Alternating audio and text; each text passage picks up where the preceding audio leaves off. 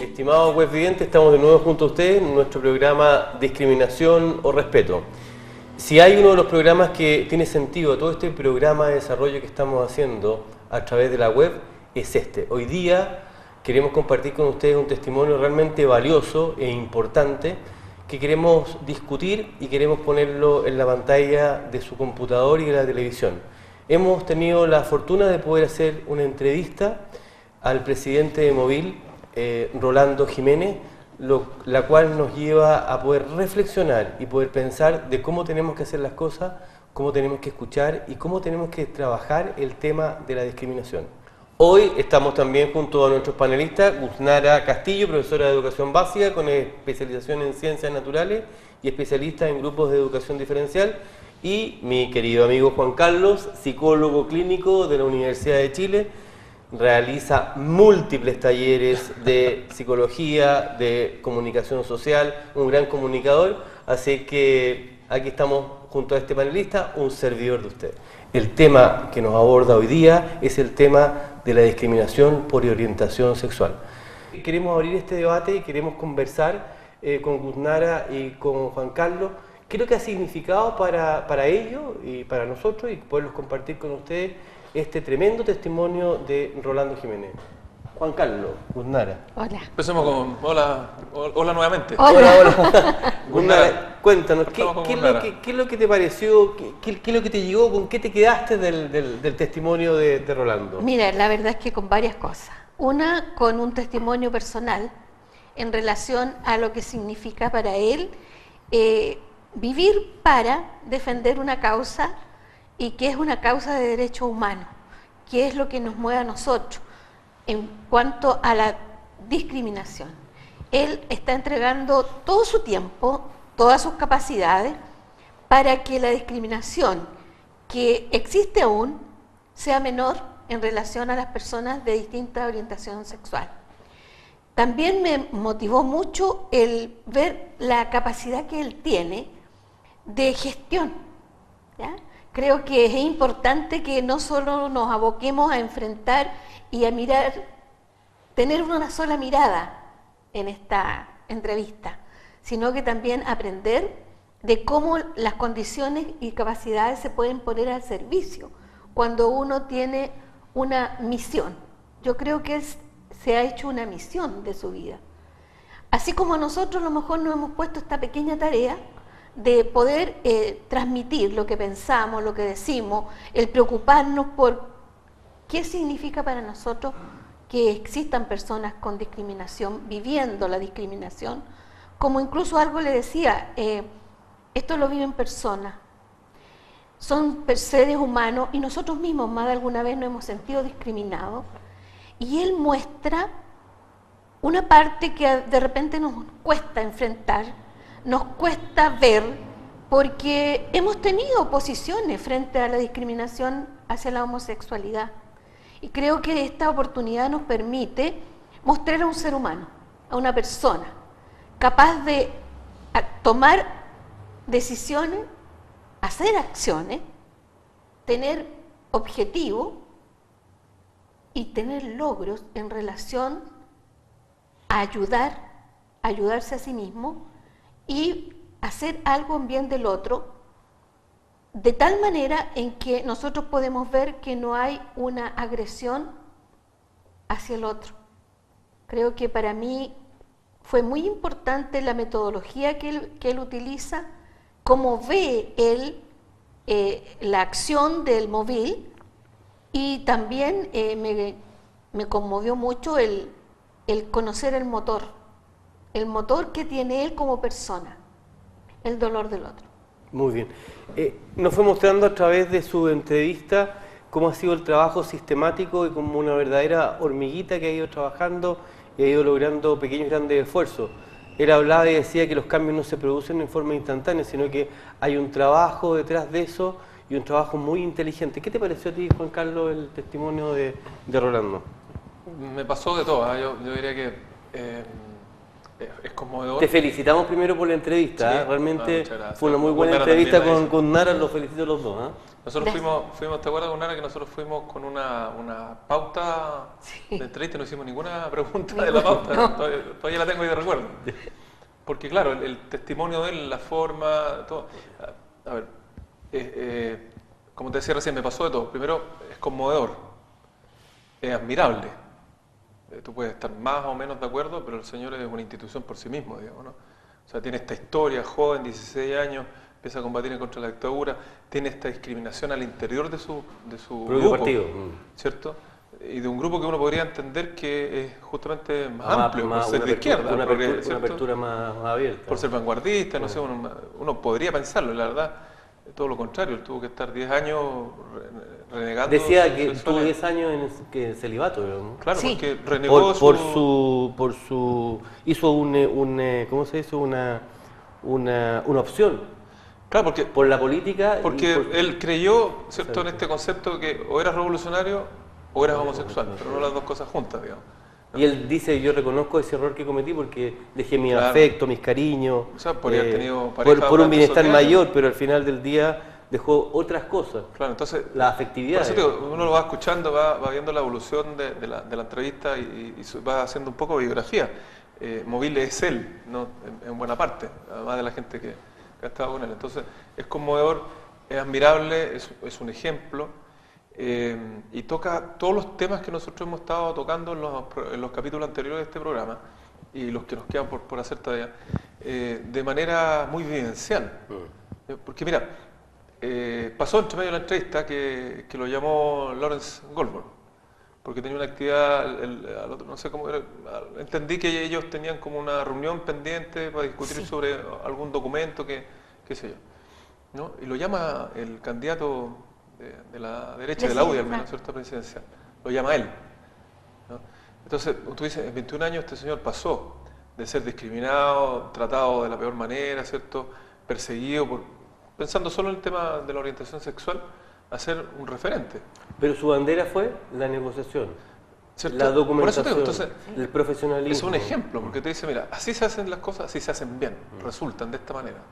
Entonces, yo digo, pasó de todo, yo lo escuchaba, se nos olvidaron estas preguntas porque no venían al caso, digamos, porque lo que había que tomar ahí era justamente la experiencia de vida de él, ¿no? Y desde ahí el tipo se presenta y es sólido, súper sólido. Tú ves, como decías tú recién, es consecuente.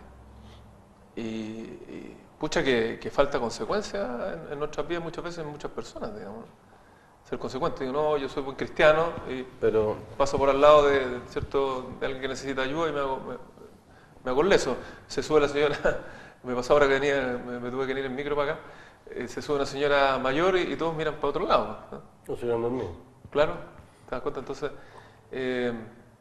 impactante, la verdad, impactante y me parece que le podemos ahora en este rato sacar mucho provecho. Ahora, mucho provecho. él tocaba temas que hemos estado tocando en estos programas que hablan de la mujer, de la etnia, de la discapacidad, de los migrantes, de la mujer, de la parte laboral, etcétera, etcétera. Hemos tocado todos esos temas en los programas anteriores, pero hay uno que me llamó tremendamente la atención y tiene que ver con el campo de la educación en nuestro país y cómo le hemos ido sacando un poco el poncho a este tema, en el bien entendido en que en la educación es donde vamos a formar a nuestros pequeños, a nuestros hijos, en este tema tan importante.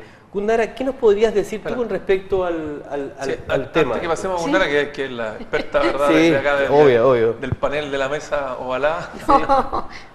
Tiene Antes que la pasemos a Gundara, él dijo una frase que yo noté acá en nuestro apunte, que me pareció súper importante, ¿no? Para darte el pase, Sí. ¿no? De esto de que la educación era la madre de todas las batallas para ellos. Sí. Por favor, Gundara, Y tiene toda la razón.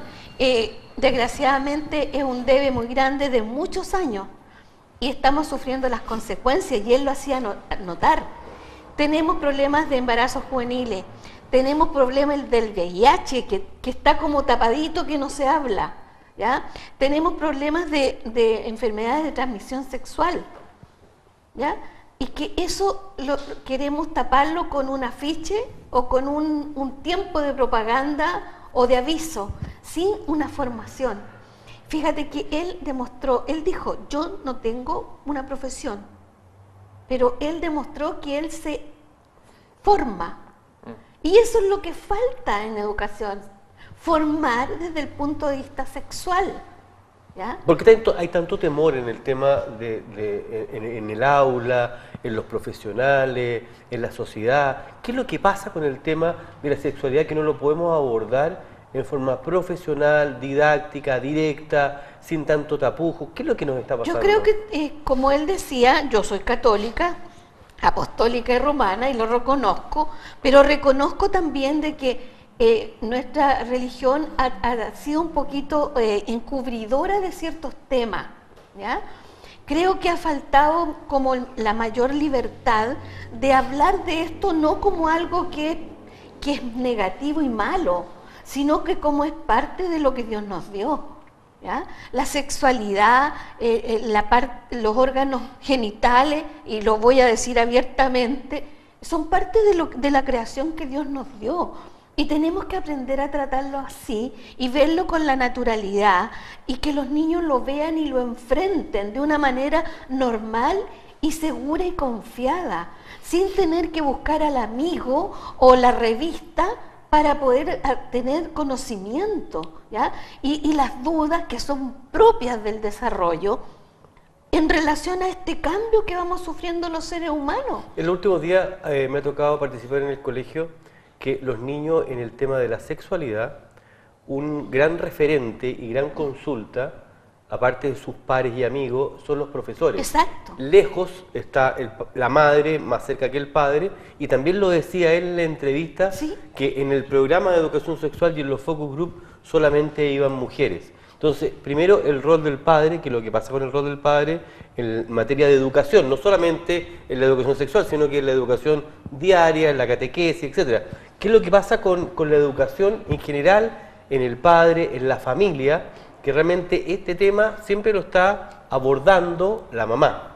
Bueno, una es la consecuencia de la formación que traemos, y otro es que el papá también todavía le falta enfrentar esta situación. Es increíble, pero a los hombres les cuesta más hablar de la parte sexual que nosotros las mujeres. Entonces yo creo que, como él decía, ¿por qué es la madre de las batallas? O sea, si ganamos esa batalla vamos a ganar la guerra.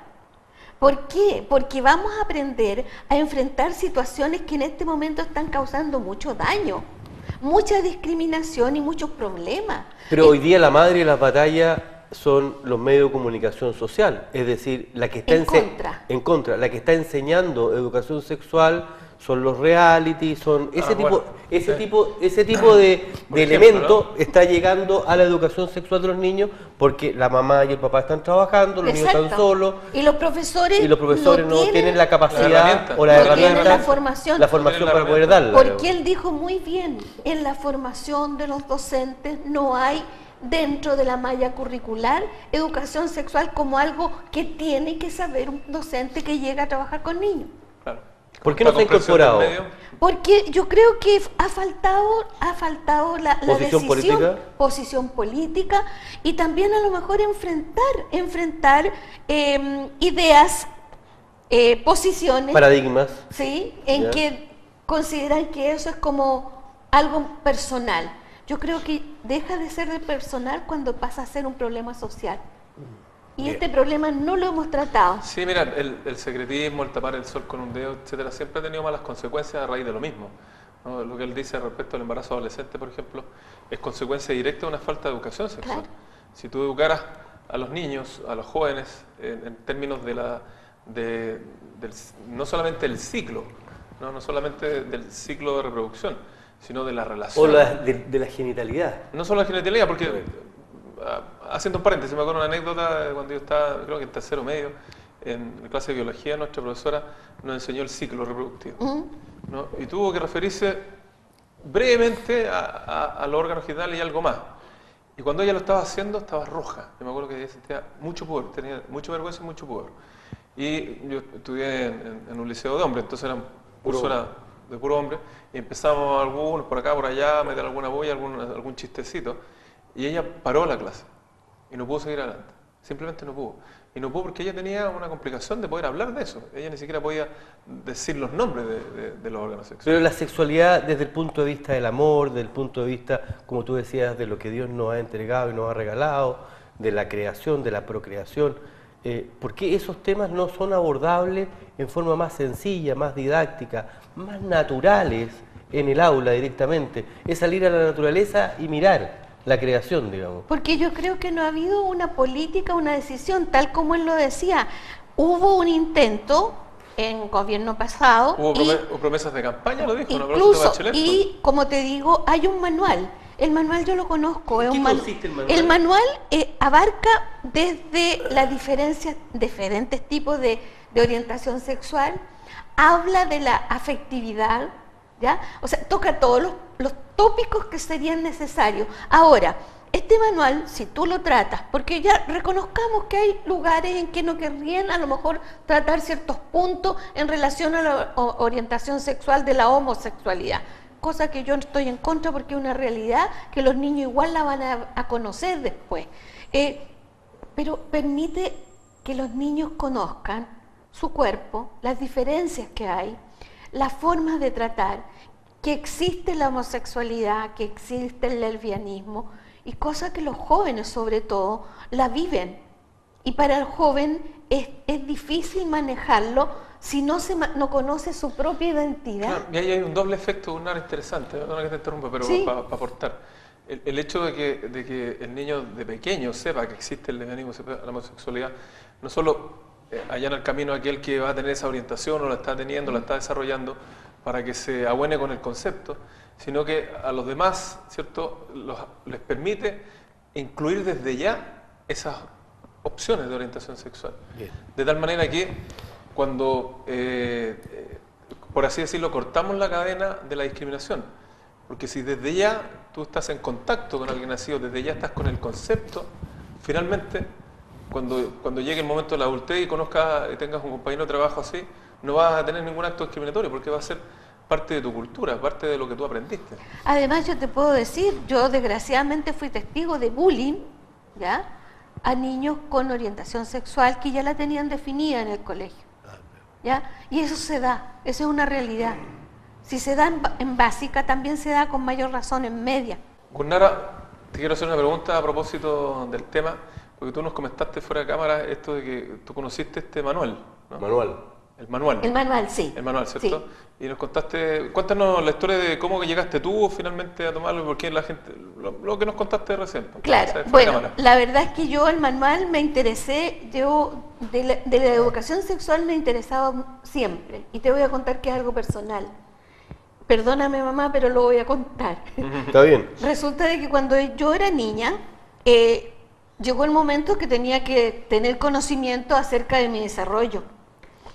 Y mi mamá no fue capaz, siendo que ella era directora de un colegio, de explicármelo ella, sino que habló con la señora que era la matrona, que era amiga de ella y que yo la conocía, entonces para ella fue como más cómodo, como más... como que era problema, como, ¿no?, que ella iba a saber explicarlo mejor. Yeah. Claro, ella me dio una charla desde un punto de vista orgánico. Como científico. Como ¿no? científico, pero a la hora, perdonen el término, a la hora de los que hubo, yo sentí que no sabía nada. ¿Quedaste igual? Quedé igual. Entonces, fue como una cosa pendiente en mi vida. Y siempre traté de enfrentar esto y de hablarlo en forma natural y normal. Y de hecho, con mis alumnas, ellas podían tocarme temas y hablar, y lo que yo me di cuenta, porque una de mis especialidades de ciencias naturales, es que siempre se ve la parte orgánica, pero ¿y la parte afectiva cuándo? Emocional. Y la parte de las sensaciones. Nosotros somos seres integrales. Si queremos aprender educación sexual no la podemos sesgar, porque de lo contrario esos son los resultados. No aprendemos a conocernos qué nos está pasando a nosotros en una relación de pareja, en una relación de convivencia, en una relación de emociones y sentimientos. Fíjate que hoy día lo que pasa en nuestro país y pasa en las noticias, vemos una cantidad de hechos que tienen que ver con la sexualidad y con el abuso de la sexualidad de menores que ya está llegando a otros límites, Sí. a otros niveles, que realmente de gente que nosotros ni siquiera a lo mejor podemos pensar que puede estar abusando de un menor o discriminando a un menor o faltándole al respeto a un menor, y realmente a lo mejor falta que en las casas se hablen de esto en forma mucho más directa, mucho más consensual, mucho más familiar. Este tema no pasa por manuales, como dice Gundara, pasa por sentimiento, pasa por experiencia, y estamos llenos de malas experiencias y con castraciones muy grandes. Sí. Entonces, desde el punto de vista psicológico, una persona, si tiene una mala experiencia en esto de las relaciones sexuales, puede realmente afectarle para toda la vida, ¿no? Sin duda, y no solo en el aspecto sexual, de nuevo, desde lo funcional, ¿no? Desde la dificultad para tener relaciones sexuales. Sí. Porque lo que dice Gunnar es muy cierto, es decir, lo que desde el punto de vista psicológico, lo deseable, lo normal, lo sano, es que la sexualidad vaya de la mano del desarrollo emocional y afectivo, y sea la guinda de la torta, ¿no? Entonces, que hablemos de sexualidad como algo mucho más integral que el aspecto orgánico o funcional, ¿cierto? Genital o de la reproducción, sino que de la manera en que nos relacionamos con el otro sexo, de la manera en que sentimos cosas en relación al otro, que incluyen los sentimientos corporales, el deseo, la pasión, etc. Además, entonces cuando tú tienes un problema de orden sexual, no solo generas un trauma, una dificultad en lo sexual, sino que coartas la posibilidad de ese desarrollo integral, ¿no? Es decir, no solamente cercenas un elemento, sino que lo cercenas por completo. Cercenas la posibilidad de un desarrollo que el día de mañana incluya lo amoroso con lo pasional. Entonces es grave. Ahora, quería decir una cosa paralela a tu pregunta, Eugenio, que es el hecho de que la sexualidad es una de las cosas más comunes, familiares, cotidianas que hay. O sea, nosotros nos levantamos siendo hombres, siendo mujeres, heterosexuales, homosexuales, lesbianas, y nos acostamos y estamos todo el día teniendo una masculinidad, una feminidad, ¿cierto? Más allá de nuestra orientación sexual. Y sin embargo, es de las cosas que están más tapadas, de las que menos se hablan, con las que se habla de más vergüenza, en secretismo y con distorsión. Y si la hablamos de mala manera, con malas palabras, ¿cierto? Nunca se hace de manera abierta. Entonces, esa contradicción entre lo que es como si no pudiéramos hablar de que tenemos pelo en la cabeza, ¿me entiendes? Una cosa que es tan presente, tan cotidiana, tan ahí todos los días, y no hablemos de ella, no hace sino que se desarrolle distorsionadamente. ¿Cómo podemos ayudar entonces a nuestros hijos a que hagan una buena decisión sobre su orientación sexual? Escuchábamos el testimonio del señor Jiménez, que él a los 26 años asumió su condición. Entonces, ¿cómo podemos orientar, cómo podemos ayudar, cómo podemos educar a nuestro alrededor? Y es probable que él haya tenido parejas heterosexuales en el camino a raíz de lo mismo. Yo he conocido gente que ha tenido un desarrollo heterosexual hasta cierta edad, que hoy día se dice salir del closet, ¿cierto? Hasta que llega el punto en que dice, no, en realidad asumo que soy homosexual. Y anteriormente ha tenido una vida heterosexual, que no le perteneció, que no le satisfizo, donde no se sintió obligado, formó familia, tuvo hijos, negándose esta opción y sintiéndose por lo mismo disminuido, o sea, sin poder desarrollar este aspecto suyo. ¿Cómo juega la culpa ahí? Entonces, hay cosas que nosotros tenemos que trabajar respecto a la sexualidad justamente en torno a la culpa y la vergüenza, ¿no? Un elemento importante es la culpa, levantar la culpa. Y segundo, levantar la vergüenza. Porque la vergüenza es lo que le pasó a mi profesora, o lo que no lo contaste a tus compañeros, que nadie se quiso hacer cargo del tema y te hiciste cargo tú. Sí. Porque es como una papa caliente, si no, pero es que, ¿cómo vamos a hablar de esto? O mi profesora que se puso roja frente a nosotros. Hay que levantar la vergüenza. Es un hecho natural, común, así como podemos hablar vergüenza, culpa, rabia. Rabia de los padres porque su hijo no es hombre, no es mujer. Ahora llegamos a ese punto. Entonces, si nosotros levantamos estas dos grandes barreras de la culpa y la vergüenza, vamos a poder abordar el tema en profundidad y en extenso. Y ahí entonces nos podremos encontrar con todas las herramientas de juicio, de comprensión, para eventualmente el día de mañana abordar de mejor manera la homosexualidad de un hijo, por ejemplo. Él decía, Rolando Jiménez decía ahí, que llegaban cada cierto tiempo, que los echaban de la casa por homosexuales, ¿no? Entonces, así como también los pueden echar por otras razones, digamos. Por drogadicción, alcohol, o porque le va mal en el colegio, o porque el pelo no le gustó el corte de pelo. Pero en este caso por la orientación sexual. Entonces, Una manera de evitar que se llegue a ese punto es justamente, de nuevo, lo que hablábamos recién de la educación.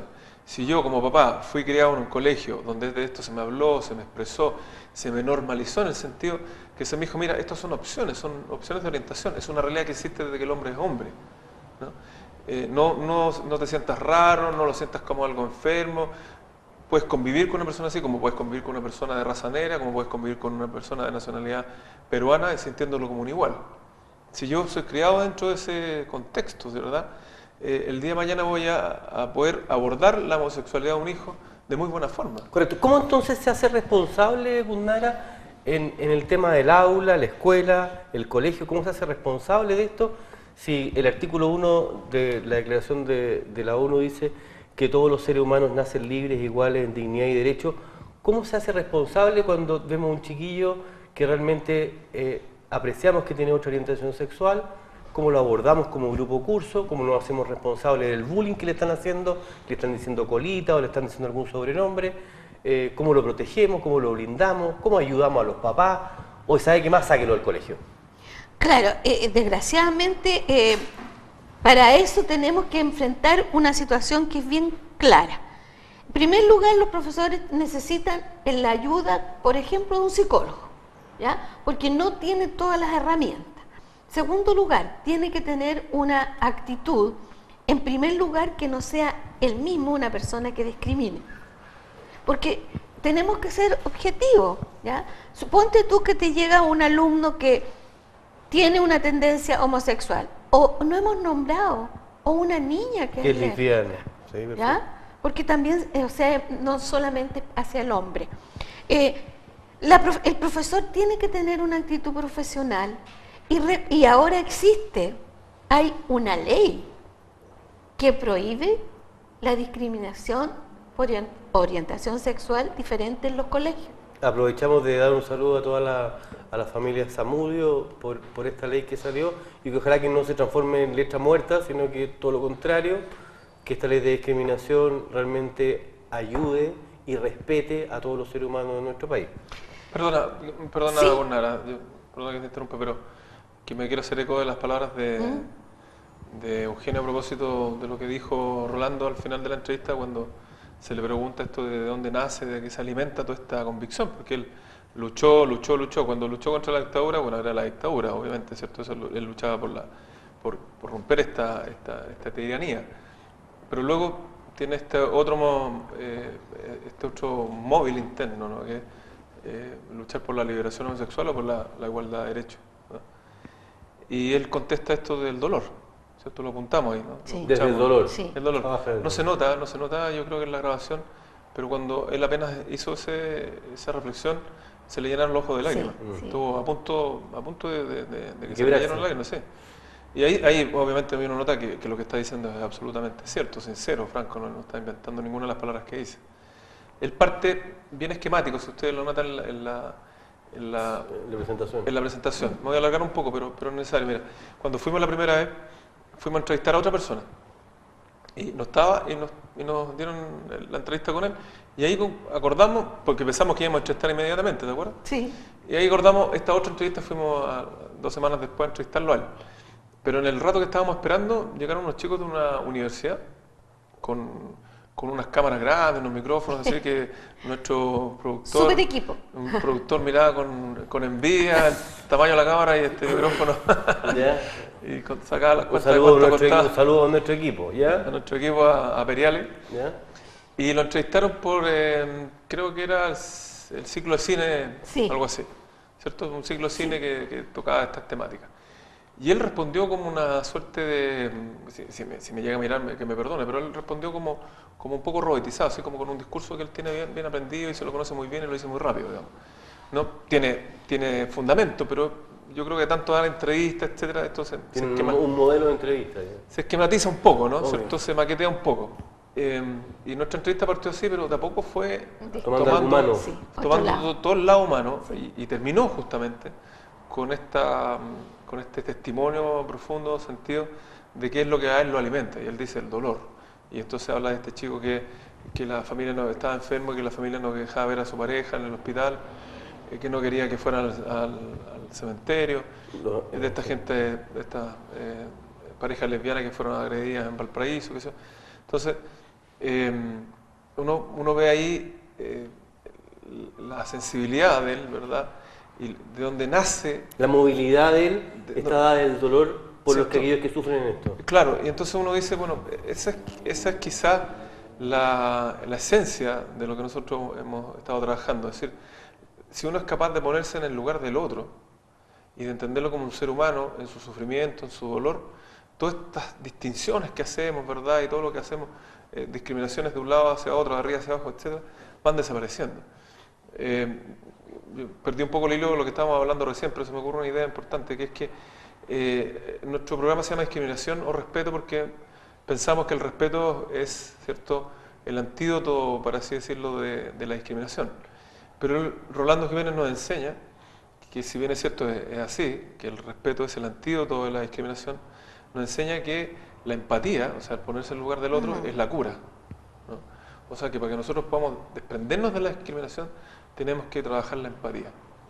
Y él ha sido empático con sus compañeros, ha sido empático con la gente con su orientación sexual y ha levantado este movimiento.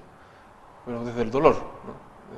Desde que él lo conmueve eso, ¿no? Me perdí por completo lo que estaba diciendo. Estamos hablando desde el punto de vista de la educación, pasamos por el punto de la familia, pero ahora tú estabas hablando sobre la movilidad, lo que significaba desde el punto de vista psicológico, una persona que pudiera ser discriminada, o la rabia, o el dolor de un padre de poder aceptar que un hijo tenga una orientación sexual diferente a la que él pensaba, digamos.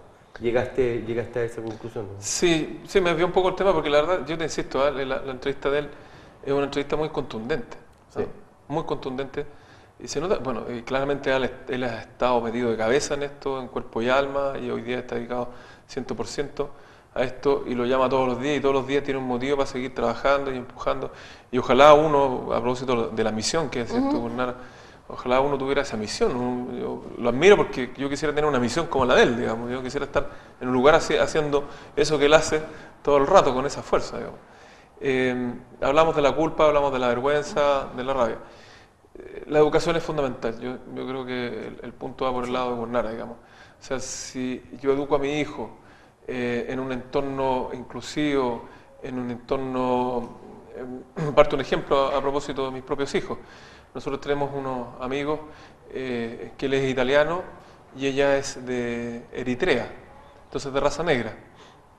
La mujer eritrea es menos morena que la que uno puede como identificar como africana y es muy delgada, pero es de raza negra.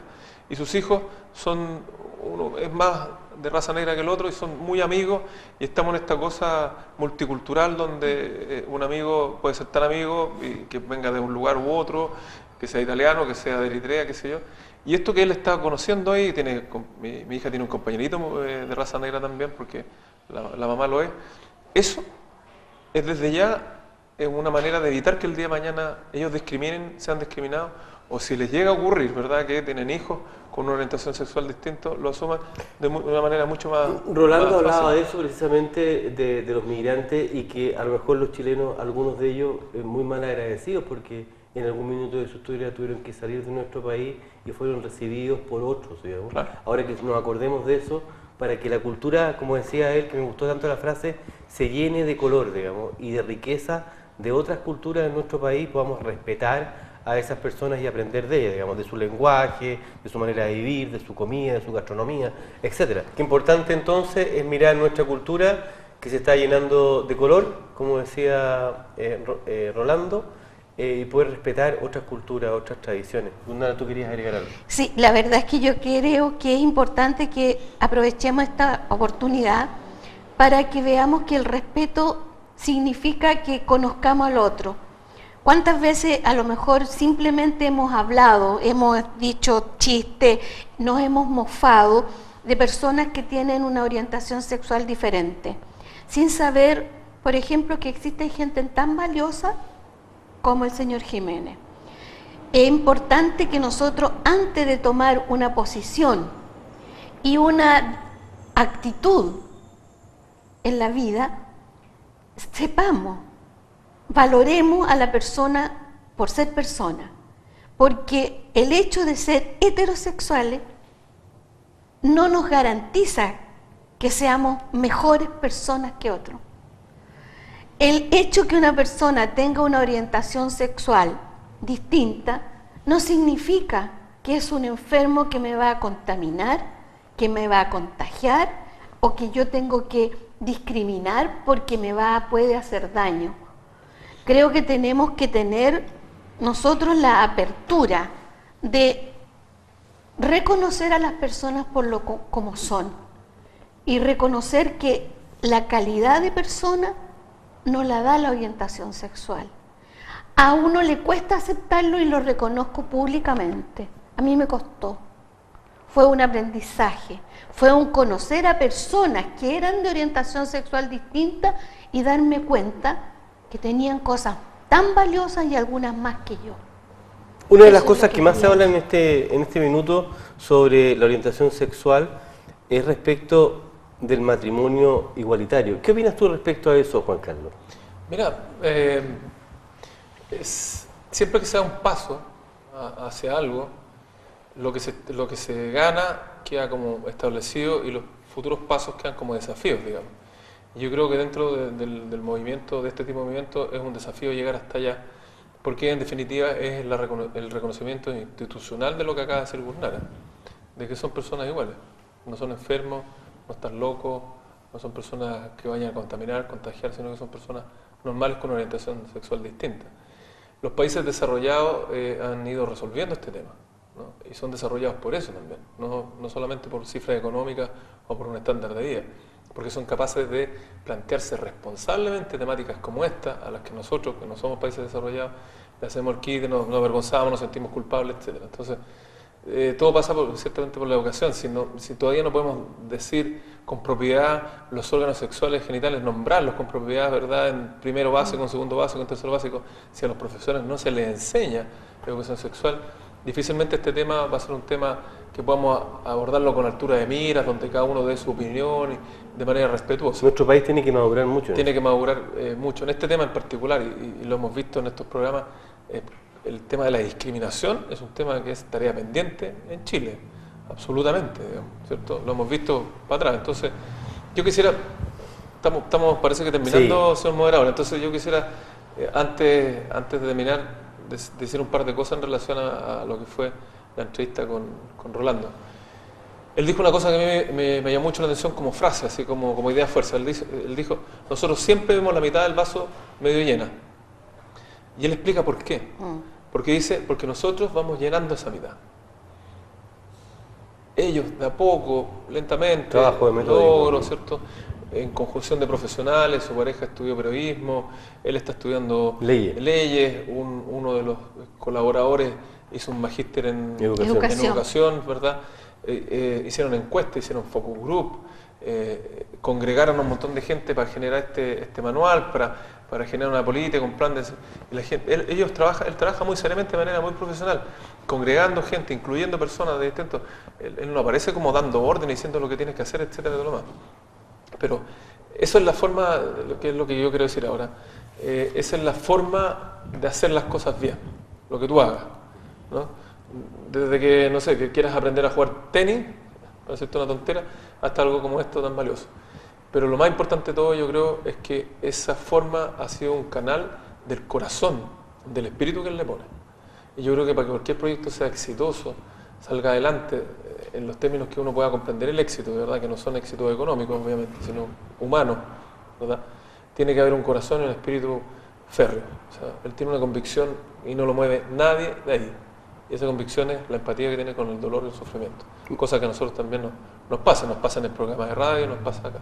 Y yo creo que esa es la herramienta fundamental y es lo que ojalá toda la gente pueda también tomar de este testimonio. Muchas gracias, Juan Carlos. Hemos estado hablando de este valioso aporte y este testimonio de Rolando Jiménez, presidente del Movil. Hemos hablado de educación, de participación, de respeto, de empatía. Es lo que queremos lograr a través de este programa de discriminación o respeto. Hoy día tocamos el tema de la orientación sexual, tema pendiente en nuestra sociedad chilena, a través de nuestra también ley Zamudio. queremos dejarlos invitados para una próxima oportunidad de poder seguir hablando de estos temas y nos pueden ver también a través de nuestra página Facebook, Discriminación o Respeto. Muchas gracias.